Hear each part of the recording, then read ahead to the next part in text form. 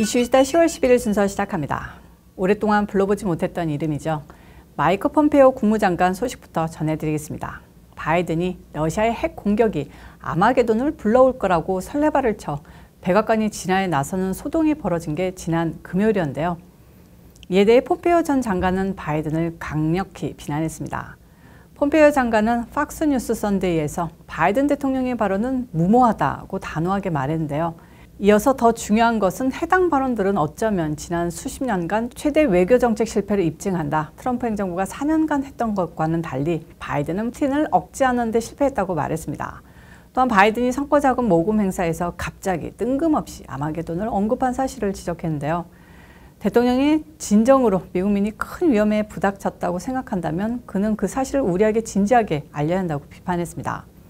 바이든은 지난 6일 민주당 상원 선거관리위원회 리셉션 행사에서 러시아의 핵무기 위협을 거론하면서 우리는 존 F 케네디와 쿠바 미사일 위기 이래 아마게돈이 일어날 가능성에 직면한 적이 없었다고 말해 러시아의 핵무기 사용이 임박한 게 아니냐는 우려를 낳았는데요. 백악관은 정확한 정황은 없다고 또 진화에 나섰지만 이미 미국이 러시아의 핵무기 사용을 기정사실화한 것 아니냐는 관측을 낳고 있습니다. 도대체 우크라이나라는 부패에 쩌들은 나라가 인류 최초의 핵 전쟁 시발점이 될 만큼 중요한 건지 바이든에게 딥스 세력에게 대놓고 묻고 싶습니다. 왜 우크라이나에게 그렇게 목숨 거는 걸까요? 혹시 딥스 회원분 중 저희 방송 시청하시는 분 계시면 댓글로 좀 남겨주시기 바랍니다. 자, 다음은 백인 동료 의원이 입양한 흑인 아이 인종차별적 비하 발언과 한인들에게도 인종차별 발언을 한 로스앤젤레스 시의회 의장이 10일 사퇴했다는 소식입니다. 본인도 누리끼리 한 게 멕시코계인 누리 마르티네스 시의회 의장은 LA 시의회 의장에 오른 첫 라틴계 정치인인데요. 그는 작년 10월 라틴계 동료 의원 2명과 은밀하게 나눈 대화 내용이 드러나면서 의장직에서 사퇴했습니다. 최근 인터넷 게시판인 레딧에 당시 대화의 녹음 파일이 유출됐고 막말과 비속어가 섞인 그의 발언 내용도 그대로 공개됐는데요. 그는 같은 당 의원 마이크 본인이 입양한 흑인 아들에 대해 액세서리로 비하하는 한편 원숭이 같다라는 인종차별 발언을 했습니다. 이어 그는 동성결혼을 한 본인 의원에 대해 저급한 욕설을 쏟아냈고 본인이 라틴계 주민을 지지하는 의정활동을 펼치지 않는다면서 그가 LA시 의회의 4번째 흑인 의원이라고 비난했답니다. 그는 또한 멕시코 오아사카 출신 이민자들이 정착한 LA 한인타운 내 특정 히스패닉 거주 지역을 언급하면서 그곳의 라틴계 주민들이 못생겼다라는 비하 발언도 했다고 하는데요. 특히 마르티네즈는 시 지역구 조정에 대해 케빈 드라운과 대화하는 도중 한인타운 거리에 키가 작고 얼굴이 까만 사람들이 많다.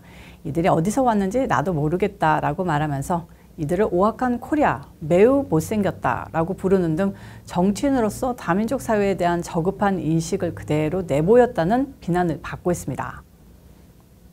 다음 소식입니다. 테슬라 CEO 일론 머스크에게 결국 인수되는 트위터가 내달 중간선거 국면에서 혐오와 가짜정보로 뒤덮일 것이라는 우려가 좌파 진영에서 퍼져나오고 있습니다.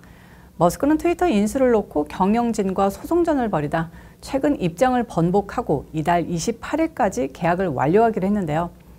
머스크는 트위터 운영 방침을 구체적으로 밝힌 바는 없지만 표현의 자유를 강조해온 까닭에 트럼프 전 대통령의 트위터 복귀를 비롯해 여러 측면에서 변화가 예상됩니다. 좌파 성향의 언론 감시단체인 매터스의 안젤로 카르손 대표는 머스크의 트위터 인수가 1996년 팍스뉴스의 탄생과 성격이 비슷하다고 분석했는데요. 그는 팍스뉴스 설립자들은 미디어 지형이 민주당의 우호적이라고 보고 균형을 잡는 대안으로 팍스뉴스를 개국했는데 머스크도 트위터를 균형을 잡는 수단으로 보고 있다는 겁니다. 특히 머스크는 지난 5월 트위터가 현 시점에서 극좌 편향이라고 주장하면서 공화당에 투표할 것이라고 선언한 바 있습니다. 뉴욕대 스탄 비즈니스 인권센터 폴 베라 부소장은 그는 최고의 트위터 트롤, 그는 트위터에서 사람들을 모욕하는 걸 좋아하지만 명확한 사업 계획이나 사상적 계획에 의한 것이라기보다는 그의 내적 동기에서 비롯되는 것이어서 상황 예측도 어렵게 만든다고 지적했습니다. 9천만 명의 팔로워를 가진 대통령의 트위터가 지난 1월 6일 사태 직후 정지됐었죠. 우선 머스크가 정지된 대통령의 계정을 부활시켜 줄 것으로 확실시 되고 있습니다. 당시 대통령이 폭력 선동을 한다는 말 같지도 않은 명분으로 계정을 정지시킨 트위터. 이 기회에 새로운 우파의 플랫폼으로 다시 서길 기원해 봅니다. 오늘이 10월 11일인데요.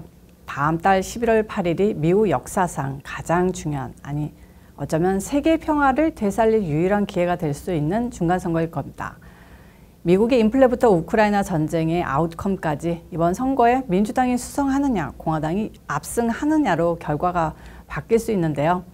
이번 선거에서는 연방상원의원 100명 가운데 35명, 연방하원의원 435명 전원, 36개 주의 주지사 등을 새로 선출하게 됩니다. 바이든 정부 심판대로 작용할 이번 선거는 향후 남은 2년의 국정 운영이 그 동력을 이어갈지 아니면 레임덕으로 빠져들지 결정짓게 되는데요.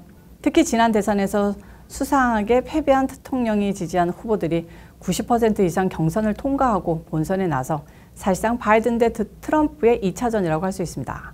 3개월 전 인플레가 한창이고 가스값이 사상 최고를 경신할 때만 해도 민주당이 이번 선거에서 폭망할 것을 믿어 의심치 않는 이들이 아무도 없었죠. 심지어 민주당 지지자의 70%도 민주당에 등을 돌리는 지경이었습니다. 하지만 미국 내 좌파들이 다시 민주당, 바이든 만세 외쳐대고 있고 생명 소중한 분들과 게이, 레즈비언 등 그쪽 성향들 사람들이 뭉치고 있어서 공화당의 절대적 압승이 위협받고 있습니다. 현재 상원은 양당이 50석씩 양분하고 있어 캐스팅 보트를 쥔 민주당이 다수당입니다. 하원도 민주당 220석, 공화당 212석, 공석 3석으로 민주당이 장악하고 있는데요. 이에 따라 상원에서 민주당은 현재 의석을 지켜야 하는 입장이며 공화당은 단 한 석이라도 빼앗아 오면 됩니다. 하원은 218석 이상을 차지하는 정당이 다수당이 되는데 현재 각종 여론조사를 종합하면 하원은 공화당이 우위를 보이고 상원은 팽팽한 접전 속에 민주당의 승리 가능성이 조금 더 클 것으로 점치고 있는데요.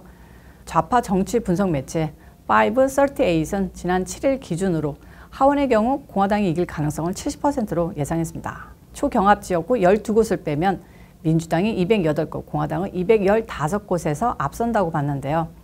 공화당은 경합지 가운데 3곳만 이기면 하원 다수당을 탈환할 수 있습니다. 하지만 7월 중순 88%까지 치솟던 공화당의 하원 승리 가능성이 현재 70%를 기록하는 등 하락세가 지속된다면 승부는 쉽게 예측할 수 없다는데요. 가스값이 다시 오르고 민주당의 뻘짓이 계속되면 90%를 찍을 날도 멀지 않았습니다. 반면에 538은 상원의원 경우 현 시점에선 민주당 승리 가능성을 67%로 관측했습니다. 공화당 승리를 위해서는 초경합지인 네바다, 조지아, 펜실베니아 등 일부 주의 승부가 관건이 될 전망인데요. 정치 분석 매체 리얼 클리어 폴리틱스 RCP도 상원은 현재 민주당 46석, 공화당 47석이 유력한 가운데 조지아, 네바다, 펜실베니아 등 7석을 경합지로 분석했습니다. RCP는 하원의 경우 공화 220석, 민주 180석 우세 속에서 34석을 경합지로 분류하고 있습니다. 좌파 언론들은 당초 공화당의 압승 예상이 조금씩 흔들리는 것은 예기치 못한 변수가 돌출된 데 따른 것이라고 합니다. 지난 6월 연방대법원의 낙태 금지 판결은 민주당 지지층을 결집하는 초강력 이슈로 떠올랐다고 분석했는데요. 인플레이션 감축법, 반도체법 등 바이든 행정부의 주요 정책을 뒷받침하는 법안이 잇따라 통과되면서 정부 여당에 대한 지지율 상승 효과를 배가했다고 합니다. 그래서 현재 바이든의 지지율이 40%라는데요. 40%는 개뿔. 피부로 느끼는 바로는 20%도 되지 않을 것 같습니다. 실제로 인플레이션으로 인해 여전히 높은 장바구니 물가와 핵 전쟁 우려까지 대두된 우크라이나 전쟁 등의 악재는 바이든과 민주당의 참패를 가능케 하는 주요 이슈가 될 전망입니다. 꼭 참패했으면 좋겠습니다. 오늘 이슈 이슈다는 여기까지입니다. 시청해 주셔서 감사합니다. 오늘도 변함없이 좋아요와 구독, 알림 설정까지 그리고 광고 시청도 부탁드리면서 저는 다음 영상에서 찾아오도록 하겠습니다. 바이.